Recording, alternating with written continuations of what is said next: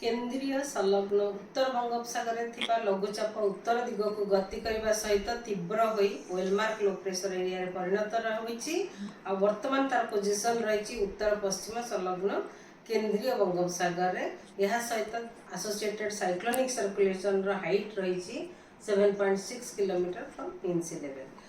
यह पाखापाखि उत्तर दिग को गति करने सहित 8 तारिख सुधा तीव्र हो डिप्रेशन में परिणत होबार संभावना रही। परवर्ती 3 दिन मध्य यह पश्चिम उत्तर पश्चिम दिग को गति करने सहित गति एवं ता सहित गैजेटिक वेस्ट बेंगल नॉर्थ ओडिशा झारखंड एवं नॉर्थ छत्तीसगढ़ पाखापाखि दे गति करिवार संभावना रही।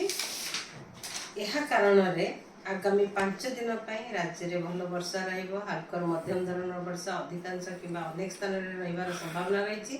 सहित प्रबल अति प्रबल वर्षा रही संभावना रही। आगामी 24 घंटा दक्षिण ओडिशा रे अधिकांश स्थान में हल्कर मध्यम धरण वर्षा रहा सहित नॉर्थ कोस्टल ओडिशा रे अनेक स्थान में हल्कर मध्यम धरण वर्षा रहा नॉर्थ इंटीरियर ओडिशा रे किछि स्थान में हल्कर मध्यम धरण वर्षा रहा सहित प्रबल वर्षा गोटे कि 2टा स्थान में होबार संभावना रही। जमती कि जिला गुड़िक हेले मालकानगिरी कोरापुट नवरंगपुर नयागढ़ गंजाम गजपति पुरी खोर्धा कंधमाल कलाहांडी या सहित बिजुली घड़घड़ी भी होबार संभावना रही। आउ मध्य बिजुली घड़घड़ी होबार संभावना रही। अनुगुल जिले में ढेंकानाल जाजपुर भद्रक केन्द्रापड़ा जगतसिंहपुर बालेश्वर मयूरभंज केउंझर काली 8 तारिख कि दक्षिण ओडिशा रे एवं कोस्टल ओडिशा रे अधिकांश स्थान में हल्कर मध्यम धरण वर्षा रही संभावना रही।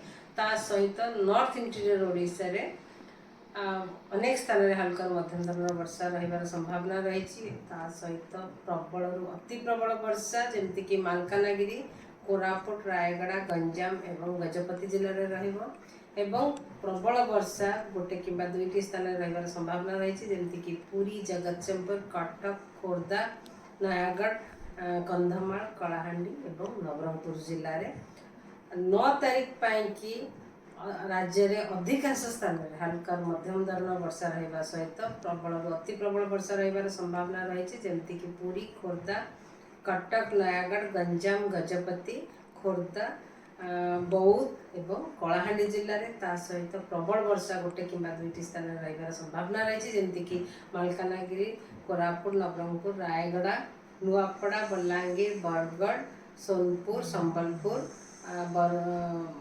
देवगढ़ अनुगुल ढेंकानाल जाजपुर भद्रक केन्द्रापड़ा एवं जगतसिंहपुर जिले में 11 तारिख